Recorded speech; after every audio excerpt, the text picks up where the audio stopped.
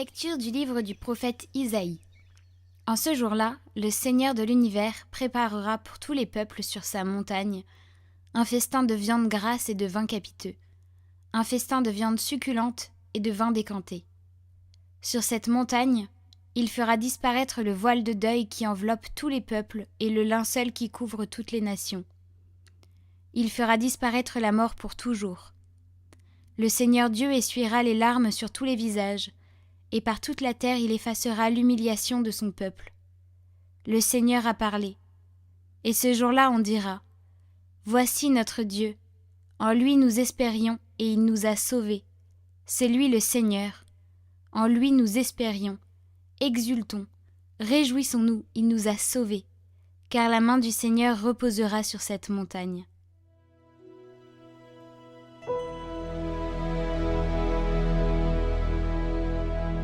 J'habiterai la maison du Seigneur pour la durée de mes jours. Le Seigneur est mon berger, je ne manque de rien. Sur des prés d'herbes fraîches, il me fait reposer. Il me mène vers les eaux tranquilles et me fait revivre. Il me conduit par le juste chemin, pour l'honneur de son nom. Si je traverse les ravins de la mort, je ne crains aucun mal, car tu es avec moi. Ton bâton me guide et me rassure. Tu prépares la table pour moi devant mes ennemis. Tu répands un parfum sur ma tête. Ma coupe est débordante. Grâce et bonheur m'accompagnent tous les jours de ma vie. J'habiterai la maison du Seigneur pour la durée de mes jours.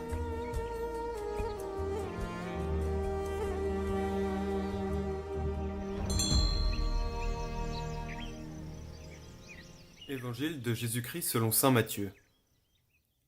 En ce temps-là, Jésus arriva près de la mer de Galilée. Il gravit la montagne et là, il s'assit. De grandes foules s'approchèrent de lui, avec des boiteux, des aveugles, des estropiés, des muets et beaucoup d'autres encore. On les déposa à ses pieds et il les guérit. Alors la foule était dans l'admiration en voyant des muets qui parlaient, des estropiés rétablis, des boiteux qui marchaient, des aveugles qui voyaient. Et ils rendirent gloire au Dieu d'Israël. Jésus appela ses disciples et leur dit : Je suis saisi de compassion pour cette foule, car depuis 3 jours déjà, ils restent auprès de moi et n'ont rien à manger. Je ne veux pas les renvoyer à jeûne, ils pourraient défaillir en chemin.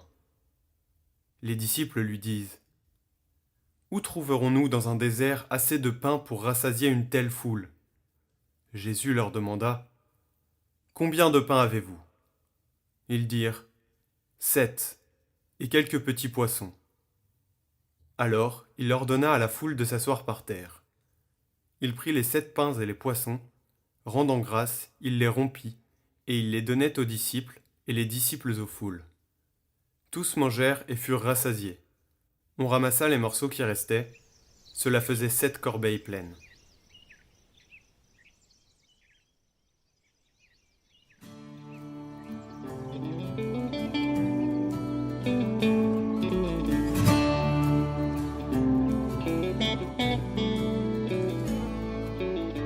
Qui parmi nous n'a pas ces 5 pains et 2 poissons ?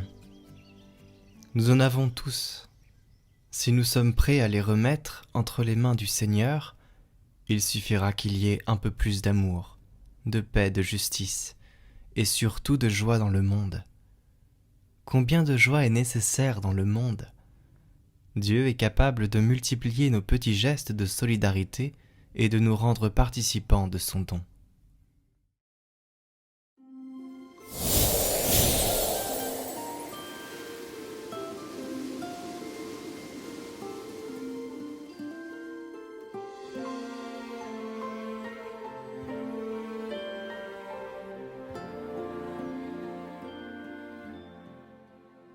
Vous me demandez de vous exprimer, de vous partager un témoignage de moments où vraiment la foi a été mobilisée à plein et a pu s'appuyer sur la foi d'autres personnes.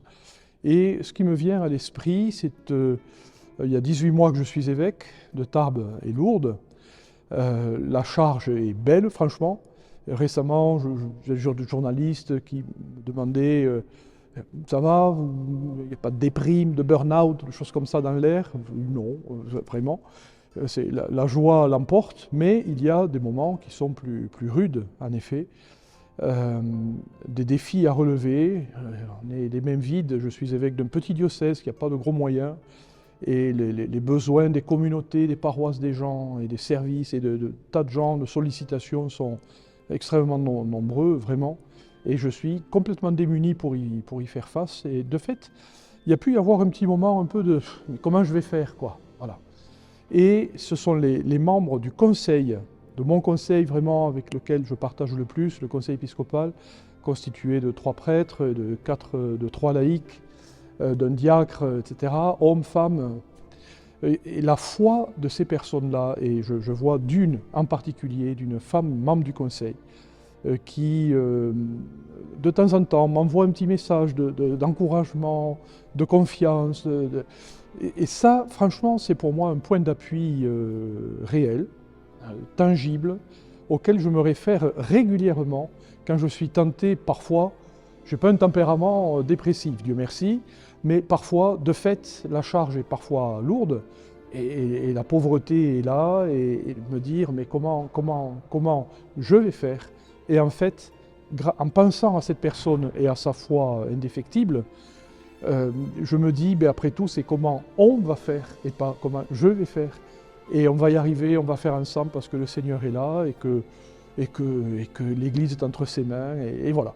Et c'est réellement, vraiment, en pensant à cette personne et à sa foi en particulier que le tonus revient, la confiance aussi, et puis l'envie de poursuivre la route.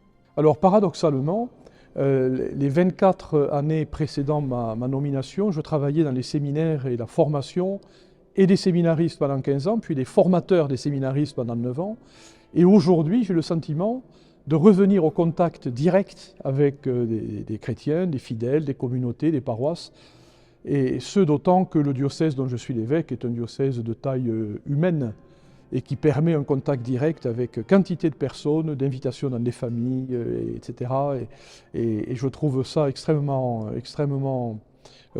agréable, profond, chaleureux, d'un grand soutien, et alimente l'esprit de famille que je promeus vraiment, que je désire voir se développer dans tout le diocèse, quels que soient les styles des uns et des autres, mais que tous les enfants de la même famille aiment se reconnaître frères et sœurs, même si Pierre n'est pas Jeanne et Jeanne n'est pas Jules. Voilà.